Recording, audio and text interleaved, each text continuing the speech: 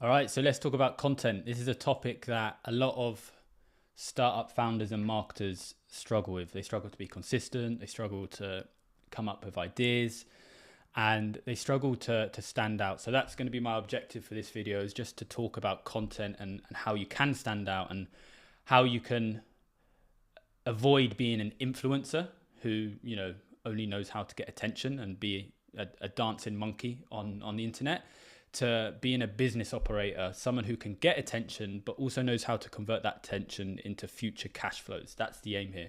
Always tying it back to, your product's value proposition, so we experience business outcomes. Now, why should you care about content in the first place? Well, there's a couple of reasons you should. Let me figure out how to use this thing. So the number one reason why you should care about content is because it benefits from the eighth wonder of the world, compounding. So a concept that you should be familiar of, in the world of investing, where, you have, let's say you put money in an investment fund and, the principal collects interest, but where you really experience compounded interest is where you're topping up that principal. So the principal is gaining interest, but also the extra money you're adding in also gains interest. And so you get this kind of snowball effect. And so a lot of marketing channels are very, so if we look here, we have time and we have results. So a lot of marketing channels, if we look at, say, cold email or any kind of cold outbound, even ads, they're very linear, right?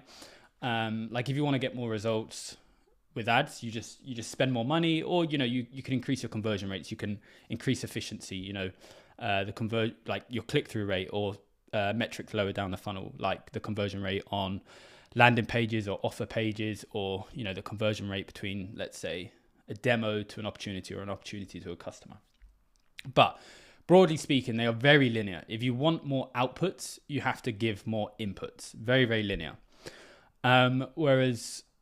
Something to mention about these as well is, and why these are often more favorable, is because the time to result is far quicker with, say, cold outbound and ads. Like with ads, depending on a few variables, you can start seeing results, within a few weeks. You're not gonna really find that point of efficiency until maybe 2 to 3 months in, but you're gonna start seeing results like right away. Similar with cold outbound.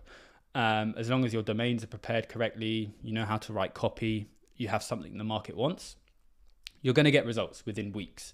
And so that's why these are more favorable. Whereas with content, there's a bit of a slow start. You spend weeks, sometimes months posting, and it just feels like you're posting into a black hole. You feel like a loser. Nobody's engaging with your content. Your friends are sharing it in the group chat saying, what you doing, you cringe bag, posting content on LinkedIn and YouTube and all this kind of stuff. And this is why most people give up and say content never worked for them. So it's a slow start, but eventually what you start to experience is this exponential growth curve. And this is the power of compounding over time. Let's say, and your content has to be good to achieve this, but let's say, you start to build that audience, people who resonate with your message, and then what happens is the previous pieces of content that you've posted, like the principle, if we refer back to the concept of investing, they start getting more views, but then because you keep topping it up with new posts, they continue to get views as well. And so eventually you reach this inflection point where the momentum switches from, you having to push this boulder uphill, post every day for weeks and months with not getting much feedback, to this inflection point where the momentum changes. And then it feels like, the momentum is pulling you rather than you having to push. And that's all due to compounding, because the more content you put out there, the wider your surface area, the more people that are going to see it. And your old content is continuously getting watched as well. So it's really, really powerful. And this is like one of my favorite things about content. And really what this is leverage, right? Like I can post, let's say, one piece of content, and it can reach, thousands of of people. My drawing is steadily declining here, but I can post one piece of content that can reach tens of thousands of people, and I've done this, hundreds of thousands of people, and that's leverage, right? It's really hard to get to that kind of scale with cold outbound. You can, but you really do hit this ceiling. And also with cold outbound, there's, especially in the world of B2B, there's also considerations that when you get to that scale, you know, burning through your TAM isn't really a good thing, especially if you're going to be in this game for a long time. And, you know, there's considerations there about how that negatively affects your brand if you're just, you know, just absolutely railing through your TAM all the time. Whereas content, it's very, I wouldn't say it's easy, but you can definitely hit that kind of scale without, you know, being a nuisance very easily due to leverage. You know, one piece of content, you can influence the minds of hundreds of thousands of people if you do it right. But you just need to get to this inflection point here, whereas most people give up here. And honestly, this sort of period here can take months. It could take years, honestly. It depends who you're targeting, how good your content is, how quick your feedback loop is, and how quick you are to react to new feedback. Like really to get to here, what you're posting on day one is going to be very, very different to what you're posting up here. And that's just because you've been improving. You've been listening to feedback. You know what people like. You know what they don't like, and you've iterated your content. Now, another factor here is this isn't just a given. You have to actually be good. That's kind of the I guess the secret here. I recently put a model together for a workshop that I did on content, and frequency is a massive variable when it comes to content marketing. I did this for LinkedIn specifically. I only work in B2B, and LinkedIn is one of the best platforms if you're working in B2B, undisputed.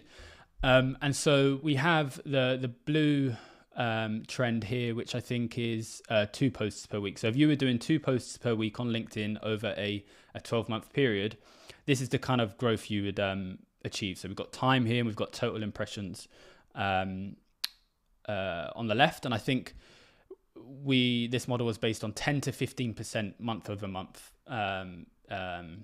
improvements, which is very conservative.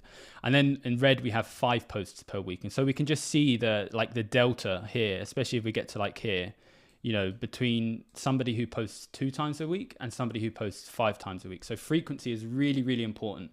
You know, just posting 1 time a week for a year, you're going to be in a far different position to somebody who's posting 5 times per week. So frequency is another factor in here. Now, before I get into it, if you're like, if this is your first time watching one of my YouTube videos, just a quick intro on myself. So, and like, you know, who am I to talk about content? Well, I do a lot of content. Like, here's my analytics from LinkedIn from the last 7 days.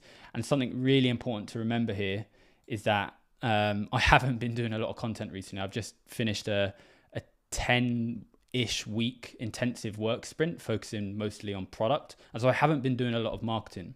And so these are my impressions on LinkedIn in the last 7 days, nearing on, you know, 10,000 followers. And what's really important to remember here is that I have a very niche audience. I only target B2B startup founders and marketers. I don't do mass market stuff. I don't market to people who want to start their first business, or I don't market to people in e-commerce. I don't post content like, you know, here's my top 10 productivity books or 25 lessons I learned when I turned 25. I don't post about that stuff. If you look at my content, and you can go to my LinkedIn profile, very, very niche and targeted content, mostly utility-based content. And so my audience is very, very niche. And, you know, I get over a dozen inbounds per month just from my content. And then a quick intro on myself. So I've been working in B2B SaaS for the last 5 years. I started off in-house, and then I founded my own marketing agency / consultancy where I exclusively worked with B2B SaaS companies. And I've helped companies go from 0 to over 10 million revenue, mostly bootstrap. So I don't work with e-commerce companies. I don't help people make their first $10,000 online. I'm not in the online money space. I exclusively work with B2B SaaS companies. So everything I talk about when it comes to content, or just anything in my content, is related to to B2B SaaS, and it's, as a result of thousands of hours of first-hand practical experience in the industry. So, I'm not just jumping on any kind of trend here. So, one of the most important things I think when it comes to content is you need what's called a narrative. Probably a mistake. Let's actually get rid of this, and let's see if we can get some text here. This is actually my first time using this for a YouTube video, so bear with me. We're keeping it raw here. So a narrative. Now you might ask me, what the hell is a narrative? I've talked about a narrative before in previous pieces of content. And there's a couple of reasons why you need a narrative. Okay, number one is stand out. Okay, so what's happened over the last 12 to 18 months is everyone and their dog has realized that content is powerful. It gives people leverage, and you get to benefit from compounding. And so what that means is more people are posting content. I've seen this happen on Twitter. Twitter's kind of fallen off now. It's happened on LinkedIn a lot over the last 12 months. Everyone's posted on LinkedIn, people who've never posted before. And now it's happening more on YouTube because, as more competition enters these platforms, then people are looking for new platforms. And I think YouTube is more difficult to do. And then you also sprinkle in the fact that, ChatGPT was released. Well, the barrier to entry for creating content has just lowered massively. And so there's just a lot of noise. If you spend some time on LinkedIn, you'll see this. There's these AI generated comments. There's these posts that just are garbage. And so there's just a lot of noise. And so it's really important to stand out, for people are craving for human interaction because everything just feels automated. Everyone's optimizing for efficiency. How can I just post as much content as possible with as least effort as possible? And so we're losing that human element. And so having a narrative is really, really important for standing out. The second reason is relevancy. Okay, so I'll talk about how you should consider sort of targeting in your content in a few minutes. But relevancy is really, really important for a couple of reasons. One, we're not trying to be an influencer here. You shouldn't try to.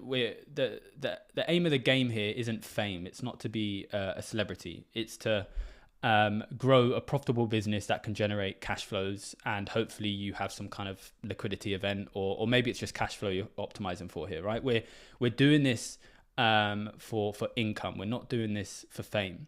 And so your content needs to somehow tie back to business outcomes. It needs to tie back to the value proposition of your product. Otherwise, you're going to just get loads of likes. You're going to get loads of comments. You're going to get loads of views and impressions, but you're not going to get many conversions. And, just scroll through LinkedIn or Twitter and you'll see these posts, right? Like and comment on this post if you want 100 ChatGPT prompts I've created, and they'll get so many views and impressions and comments, but I can guarantee that, people who are posting that content aren't making a lot of money because it's mass market, right? If a man who chases 2 rabbits catches none, okay? If your content isn't specific to a niche audience, then it's just not going to resonate with anyone. And so sure, people are lazy, people want the shortcut, they want those prompts, they'll engage with your content, but they're not going to buy from you, especially if you're selling something high ticket that's, thousands of dollars per year, tens of thousands of dollars per year. These aren't the type of people that you want. And so relevancy means that your content is relevant to a niche audience, and it's linked to their fears, their desires, their wants, and it's also relevant to your product's value proposition. So your content is eventually going to downstream lead to business outcomes. It might not immediately, but eventually that's kind of what we're optimizing for here. Now you might be asking, well, what the hell is a narrative? Like how do I create a narrative? So really a narrative is just an overarching framework that gives structure, just so you're not, posting random content like, here's my favorite productivity books when, you're a B2B startup founder who's struggling to grow, your narrative ensures that, you're staying relevant. There's actually, to hit this home, there's a concept I like to talk about called the line of relevancy. So if you imagine this line here is relevancy, and the further you stray away from this line, the weaker the potency, the weaker the impact of your content. And so you always want to ensure that your content is relevant to the problems you're solving, to your product, to what your target audience cares about. The more you do that, the more loyal your audience is going to be. The more you're going to convert. Start straying away from this, and going into the realms of lifestyle content and productivity and like mass market stuff that people love, and you'll get loads of engagement, but it's not, you're risking that, you're sacrificing business outcomes if you do that. Hope that makes sense. Let me know if you want me to riff on that a bit more. So a couple of elements of a narrative. So number one is like a change or problem. So a good narrative is revolves around these. So what do I mean by change? Well, there's always change happening, but sometimes it's micro stuff, sometimes it's macro stuff. So if I look at the SaaS industry specifically, and I talk about this in my content, right? This is like a meta example of a narrative in practice. I talk a lot about, in previous pieces of content, I'll actually link one in the description, about the golden era of SaaS. So this was a period of like 10 or 11 years where, due to low/no interest rates, founders could raise a lot of money, and companies were being valuated at extreme valuations, and some founders were reaching that unicorn status and hitting the jackpot, getting those big exit. And so there was this kind of gold rush to start a tech / SaaS company, raise loads of money, and hopefully reach that exit. But what this did is people were incentivized, founders, companies, like employees, were incentivized by these short-term behaviors, right? All they cared about was that end goal, that IPO or that exit. And so they were just doing whatever they could to grow. And so that meant a lack of efficiency. They were acquiring customers for too much. They were running unprofitably. And so they were just kind of ignoring all the fundamentals of creating a good business. And so that was like the golden era of SaaS, which eventually led to the market crash of 2021/2022. And so we've now entered this new phase in the SaaS industry, which I call efficient growth. So we've gone from like growth at all costs. I will spend whatever to acquire a customer, silly short-term tactics, hiring the wrong people, to now, okay, how can we do more with less? Where now the conversation has changed to, okay, how can I, be leaner? How can I, avoid hiring large sales teams? How can we increase, the outputs of my existing team members? How can we acquire customers more efficiently? Okay, and so that's like a change that has happened in the SaaS industry. And that's something I talk about a lot because it's relevant. People care about it. It affects SaaS founders, it affects their multiples, their exit potential, how they acquire customers. And so it's hyper relevant. So you need to think, what is a change that has happened in your industry? It could be industry specific, or it could just be, more, related to the economy or what's going on in the world. The golden era of SaaS or the market crash was also related to what's going on in the world, war in Europe and pandemics and all this kind of stuff. And so it wasn't just specific to SaaS, right? Everyone felt the crunch. But the point I'm trying to make here is that I've hooked my narrative onto a change that's happened because it's relevant. Everyone has felt it in their bones. People have, lost relatives, and, businesses have gone under, and hundreds of thousands of employees have been laid off in the tech space. People understand this. And so that's a key part of my narrative is I talk about the impact of that and how, people were just incentivized by short-term behaviors and tactics. And, look where it has ended up, right? Lots of people have lost their jobs, and it's just hyper inefficient. And so I've hooked my narrative around like a change that's happened. Now, if you can't think of a change, then a good narrative can also be related to a problem. What is wrong with, the status quo? What I mean by the status quo is like the normal, like What have people been doing for the last 5 to 10 years just because they've been told it's the right thing to do? Could you form a narrative around that? Like, could you challenge the status quo and bring a fresh perspective in? And this is just going to give substance to your narrative. It's going to give meaning. You can always relate it back to that thing. So everything I talk about, so this is a meta example, like I'm talking about content here. Well, the reason why I'm talking about content is because it's an efficient method of acquiring customers. And why do people care about efficient methods of acquiring customers? Well, because of the golden era of SaaS, people are burnt. They know that they can't raise capital as easy as they used to before, and so they're looking for more efficient ways to grow. And so it all kind of ties back up to the narrative that I have here.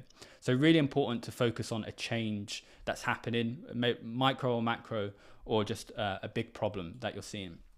The next thing is existing solutions that are available. So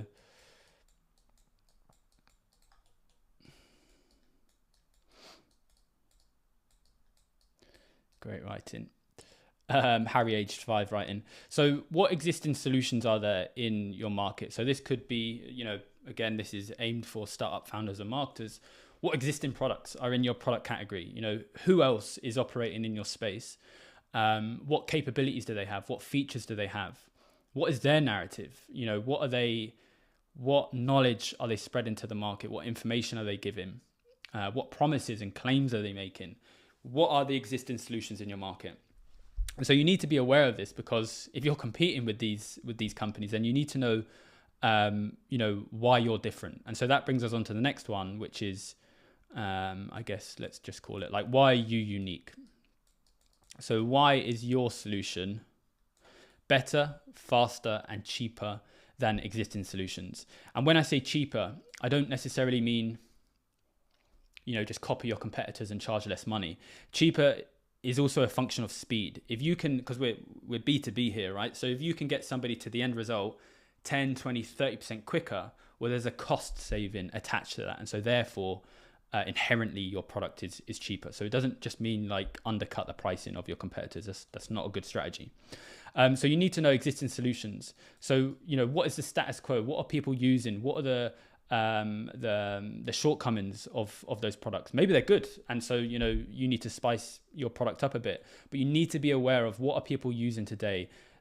This, products aside, it might just be current methods. Maybe they're not using products, they've got internal methods and methodology that they're using to solve problems, or to get to some kind of outcome. It doesn't necessarily have to be products, but you just need to know what is the current way of doing things. And this is going to help you create some common enemies in your content, right?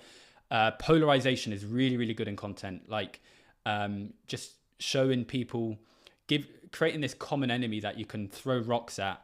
And it's a really good tactic to create this tribe, to give people something to throw blame at, so they don't have to blame themselves, because nobody likes to blame themselves and be wrong.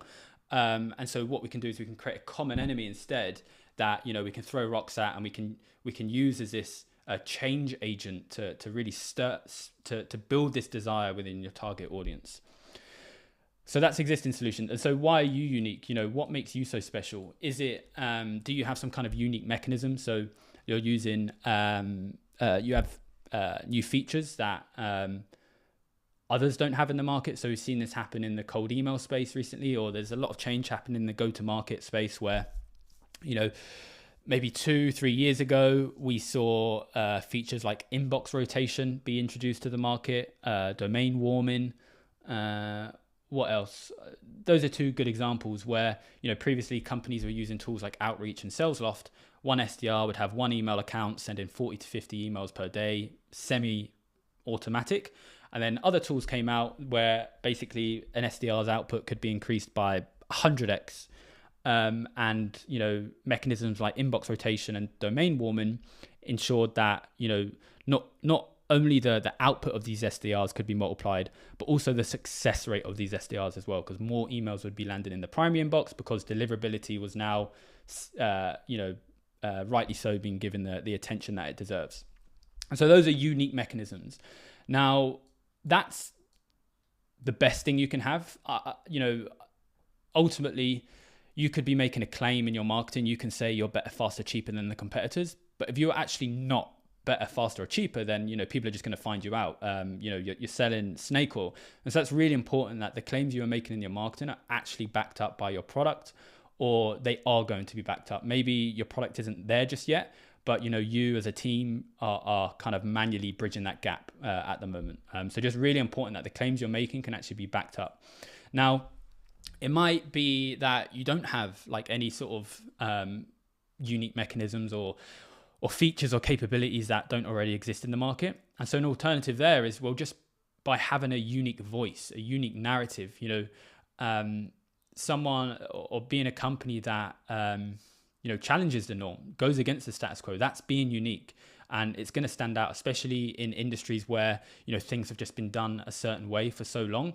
If you're coming with a fresh perspective on how to do things, and it's a better option for your target audience, then again, that's being unique. And so you need to be clear on that.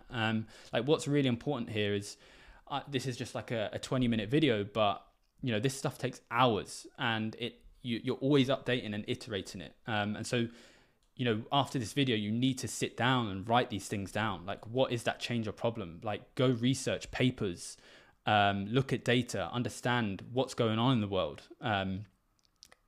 That's how I sort of discovered the golden era of SaaS and efficient growth and stuff like that, because, I'm always listening out to these things. I'm hopping on calls with people and getting feedback. So this isn't as easy as just listening to a YouTube video and then your content is great. Same with existing solutions. Speak with people. If people are using competing products, pay them. $25 gift card from Amazon. Hop on a call with them. I've just been doing that this week. Really, really useful to understand. Not just like, okay, they're using this tool, but how does that fit into their workflow? Where are the shortcomings? What do they like? What do they don't like? How urgent of a problem is it solving? And also, why are you unique? Okay, you've got like what you think in your head, but that's filled with biases. And so speak with your existing customers. Why do they think you're unique? Have they tried previous solutions before? What's the delta? Interviewing cold prospects as well. So people who aren't a customer, but, roughly fit into your ICP. Well, what do they think of your product? Are they using other solutions? Why don't they like your product, or what do they think of other products? You need to be surfacing these insights. And then another thing is, why now? We need some urgency. So this is sort of derived from the change or problem that your narrative is formed around. And so we need to create some urgency. And this is, I guess, the difference between good and great marketers is great marketers are really good at getting people to act, introducing FOMO to the market where people feel like they're missing out. Drift was really, really good at this. Drift.com, absolute, case study there of where, everyone felt like they were missing out by not using Drift, because Drift was so good about talking about the problem they solve, and this new mechanism called conversational marketing. I might be saying that wrong, but they pushed out so much content about it and shared, the capabilities and use cases of it, that people felt like they were missing out by not using this thing. They felt like they were losing money. They felt like, their peers, their competitors were getting ahead because they weren't using Drift. And so what can you do to build that FOMO, to build that urgency? And this just comes through your marketing, sharing data about that backs up your argument, and your argument being, why they need to solve this problem, why they need to, act now. Sharing data, research, sharing guides, utility-based guides that help people solve this problem or, get ahead of the pack, just building that urgency. So these 4 variables are going to give you your narrative. And, this might sound complicated. It really, really isn't. Just if you want to see what my personal narrative is, just DM me and I'll send it to you. It's 1 or 2 sentences because I've distilled it. I've spent hours and hours of conducting research and breaking all these different areas out. But then I've distilled it just into 2 sentences where if I said it to you, you would understand and it would make sense. But underneath the surface, it's hours and hours of research of looking at existing solutions and understanding the trends that are going on at micro and macro level. Why my narrative is unique and why people need to act on it. And so it's all backed by evidence, but really how I communicate it is just in 1 to 2 sentences. So then whenever I'm thinking about content, I'm always thinking about that narrative.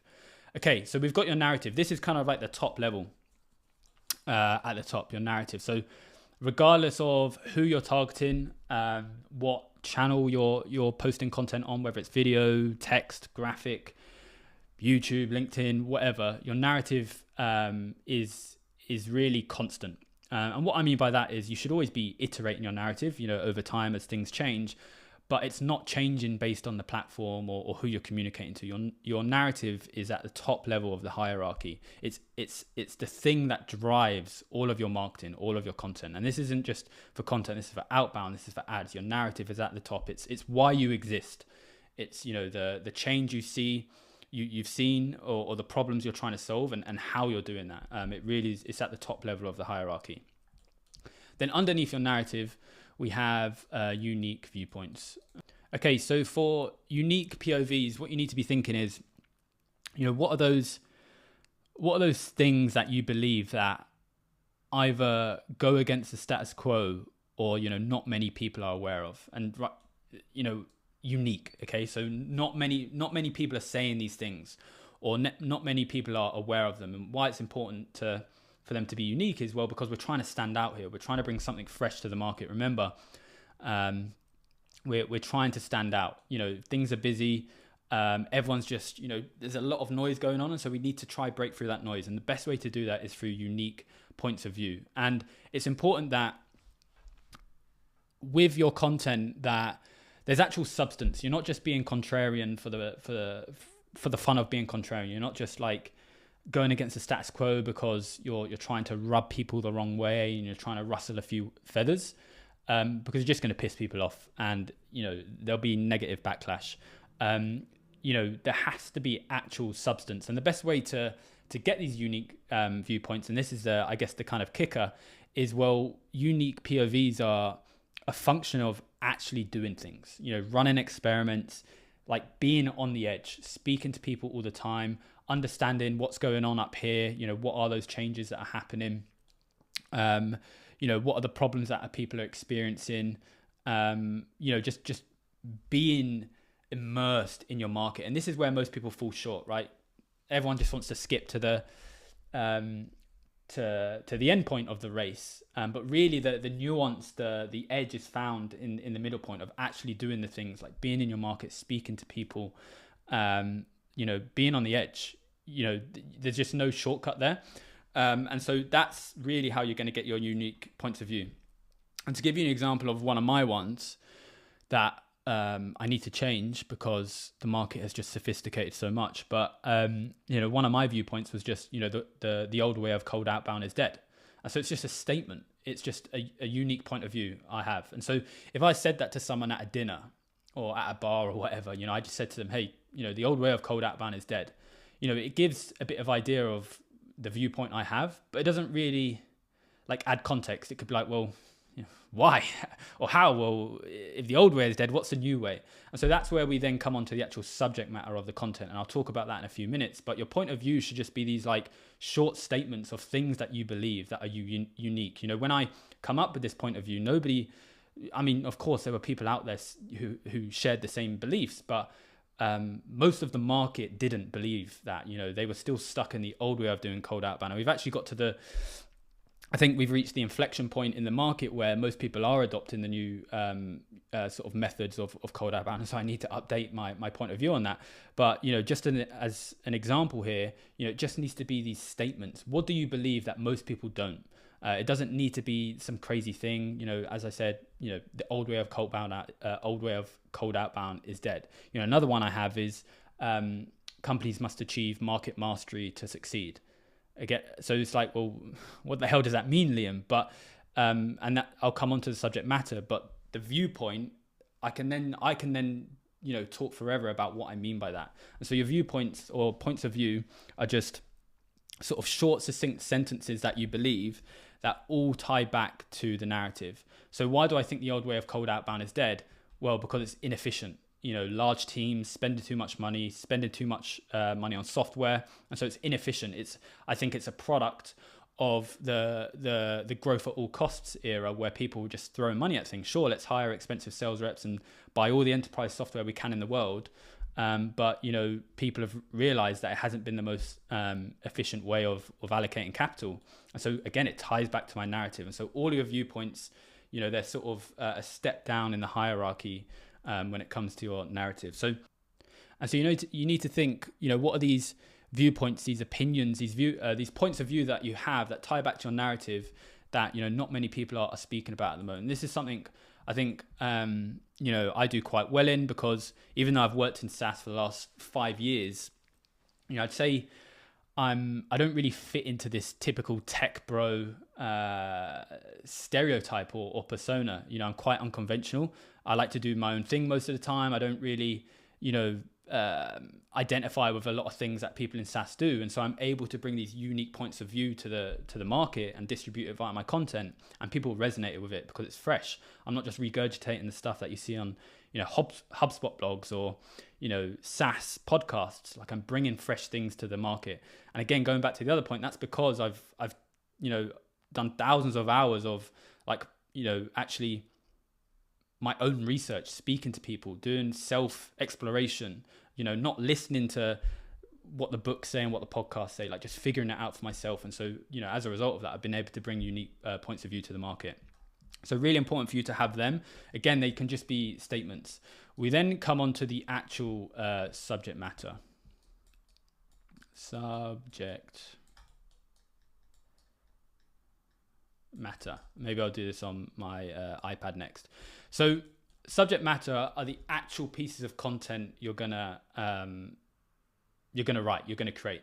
And a good way to summarize this is, who, what, why, how. So for example, my viewpoint might be the old way of cold outbound is dead, but there's so many ways I can communicate that viewpoint. Who? Okay, so who are some examples of companies that align with this viewpoint? Given a case study of a company that's adopted the new way of cold outbound, and using that to sort of show proof that, hey, look, like this thing I'm talking about is actually true. So you can show examples of people doing that. What's this one? What are the tools? What are the methods? What are the tactics I can use to adopt a new way of cold outbound? And so, we'll come onto formats in a second, but that could be a YouTube video like this talking about that. It could be a short post on LinkedIn. Here are some tools if you want to do this. I actually have a post on LinkedIn that's done very well, which is kind of exactly that. It could be a graphic, like a cheat sheet. Here are the tools you can use, tactics. Here's how to write good email copy. Here's how to find leads. It could be a cheat sheet, could be a carousel, could be a short form video. And so, again, we've gone on to one piece of subject matter, but there's so many different ways I can communicate that. We've then got the why. So the why could be research and data. Okay, well, this is my argument, and here's how, trying to back up that argument, sharing data of how the performance of SDRs has diminished over time, how having these expensive sales teams, you can do more with less today. So just backing up my core argument. And then how this is just be, again, utility based content. Here's how to do XYZ. This is actually my favorite sort of form of content, is utility based content, where somebody reads it and they can take something away. Like this example, this YouTube video here, you can watch this and you have something to take away. You've either increased your knowledge, your skills, or you can do something that's going to benefit your company. That's my preferred type of content. And so this could all just be utility based content around that single viewpoint. And so just from that single viewpoint, we could, splinter off into dozens and dozens of individual pieces of content. So who, what, why, how. Another important thing to consider here are the personas you're targeting. So really, really important. Different people are going to resonate with different things. Now, in my content, I've harped on a lot about how to understand your audience in more detail, but just to briefly touch on it and then get to the main point I'm trying to make here. So to understand your audience, you need to understand, that's supposed to be an F, which is firmographics, the industry of the companies you're targeting, the company size, the geography, that kind of stuff. So for me, that would be, like SaaS industry, early stage companies. You then need to understand the demographics of the people that work at those companies. So you might be in B2B, but really it's the people you're trying to influence in those companies. So this is D for demographics. So demographics could be as simple as, job titles.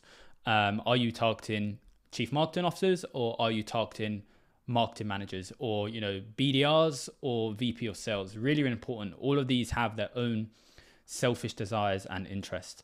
And then probably most importantly, kind of derived from the demographics, are psychographics. So these are psychological attributes of the people that you're targeting.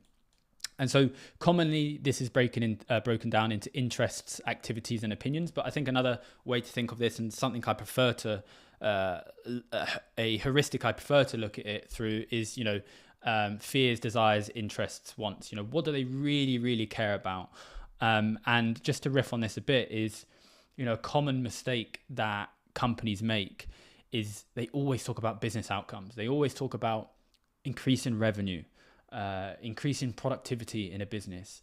And sure, ultimately, why a for-profit business exists is to generate profits and increase, shareholder value.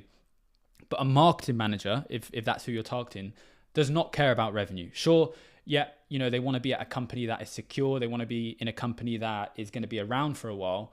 But on a day-to-day basis, a marketing manager does not care about revenue. What they really care about, so up here you have, revenue, that's like top layer. Underneath that, you have sort of pipeline, all right? You need pipeline to create revenue. Underneath that, you have, let's say, like demos, if you're operating a sales-led model. And then underneath that, you'll have like leads, okay? A marketing manager really cares about sort of these three here. I'd probably mostly say these two here, right? Because a marketing manager, in most cases, digital marketing manager, is going to be responsible for generating leads for the sales team. So they're going to be doing like content syndication. They're going to be doing SEO. They're going to be doing paid advertising, all these kind of things, email marketing, to generate leads, which ideally turn into hand raisers, which are demos or MQLs, which ideally turn into sales qualified leads, which create pipeline for the sales team. And so ultimately, yes, this does lead to revenue, but the marketing manager day to day cares about lead generation or pipeline generation. This is probably what gets them their quarterly bonus at the end of the quarter, or annual bonus at the end of the year. This is what they dream about every night. This is what gives them anxiety at night when they're not hitting their target. They care about website visitors, new trials, channel efficiency, generating demos. This is what they care about. If you're pitching to a marketing manager 3x your company's revenue and all this kind of stuff, they don't care about it. They care about keeping their job, hitting their bonus. And so they're really worrying about these things. So specificity is really, really important when it comes to understanding your target personas. Now, the real point I wanted to make about personas, which I think is often overlooked, is the distinguishing between strategic and tactical. So going back to, I don't know if I drew it out. So let's say, in B2B, you're often influencing different layers within a business, right? Especially if your product costs thousands, tens of thousands of dollars. It's not just going to be one person who's signing that off. It's going to be, unless you're targeting founders and they're willing to pay that money. But if you're going like mid-market enterprise, you're influencing multiple stakeholders, which means they all care about their own things. And so in your content, you can influence these different layers within an organization. So let's say in an organization, very broadly speaking, we have like the top layer. This is going to be like CXOs, so CMOs, CROs, CFOs. You then have middle. So these are like, your heads of departments, maybe directors and managers. And then you're going to have sort of the bottom. These are going to be the end users, maybe the team leads and the sort of marketing executives. How you communicate in your content to these different layers within an organization varies massively, okay? So at the sort of these two layers here, this is very tactical. This is where your sort of what I call utility-based content is going to be. This is where it's going to be like, here's how to do X, Y, Z. So this is what I do a lot on my content. Here's how I would beat the performance of an SDR team. Here's a framework I use to write high performing cold emails. That's what these sort of people care about, because this person here is probably the one in the cold email tool every day, or writing cold emails, or running the ads, or writing the content. This person might have some input on that, but then they might not, but they're not so far removed that they don't care about it, because that type of content, this manager, this director is probably sharing it with that person so they can improve. And then this person is probably sharing it with their team, like, hey guys, like, here's some really good content. And so we're creating shareable content that is going to influence people within an organization. Now, does a CMO, CRO, a CXO, do they care about how to write a high performing cold email? Probably not. If they see it, they might share it with these people because they want them to perform better. But what this person really cares about is strategic change. So this is the distinction here, strategic versus tactical. And so the type of content we want to be influencing the top corridor within a business is thought leadership. Now, I used to think thought leadership was a buzzword that, content gurus used. But thought leadership is just sharing your unique viewpoints with the market. So it could be like podcasts, it could be short snippets. It could be talking about, problems. Like if I wanted to influence strategic change, well, I would be talking about, this sort of top level thing here, the kind of change. I would be talking about how, SaaS companies need to adopt a new operating model. How I'd be sharing data about how, the current way of operating is inefficient and how they should be adopting this new way. Does this person care about that sort of stuff? Yes, maybe, but it's not what they're worried about on the day-to-day. And so to influence people at the sort of top layer within an organization, you need to be mostly distributing thought leadership, sharing your unique viewpoints about the change or the problem you're solving. And the reason why you want to influence these people is, well, because most often they hold the purse strings. Does a marketing executive or an SDR or an account executive, do they have the authority or the social credibility within an organization to change strategy? They don't. Whereas these people do. And so we still need to be touching on them. We still need to be trying to influence their decision making. Whereas these people, they are going to influence bottom up. So they're going to share content internally. They're going to sort of increase the awareness of internal team members, which then influences from the bottom up. So really important. I just wanted to make that point. And this is one of the key distinctions between B2B and B2C. Is in B2B, we're not selling $20 t-shirts to consumers. We're selling solutions that lead to business outcomes, and so we need to influence multiple layers within an organization. Now, final points on this, because this has gone on a bit longer than I intended to, is you need to also think about like format and concepts. So format and concepts. So by formats, well, you need to think, okay, well, what format is going to help me best achieve my objective here? Or, what channel am I on? For example, on LinkedIn, text-based content works really well. Graphic-based content, and I'd say video-based content works really well. Most recently, they're actually running a pilot at the moment with a video feed similar to platforms like TikTok and Instagram Reels. Whereas on YouTube, well, text-based content isn't a thing, right? And so naturally, I'm going to focus more on like video-based content. Is it writing long-form articles on your website? This is why we have this sort of hierarchy. Why do you exist? What unique viewpoints do you have? What do you want to talk about? Okay, well, what's the best way to deliver that topic? So for this piece of content, I thought a long-form YouTube video would be the best format. But I could also chop this up into short-form content for Instagram Reels. I could do a post about this and summarize it in a few hundred words. All right, so I can take the same subject matter and redistribute it or reproduce it into different formats. Also concepts. So this is really important for standing out. Again, what concept is going to best help you achieve your objective? So let's just use my viewpoint as an example. The old way of cold outbound is dead. To distribute that viewpoint to my market, well, I could have a weekly talk show where I invite sales leaders or marketing leaders, and we talk about the new way of cold emailing and how the old way was inefficient, and we really dig into their methods and their tactics and how they do cold email. And so I'm going to be distributing that viewpoint, but through a concept, which is a weekly talk show. Could also, the concept could be I hire creators or influencers to do like more of a humor-based skit.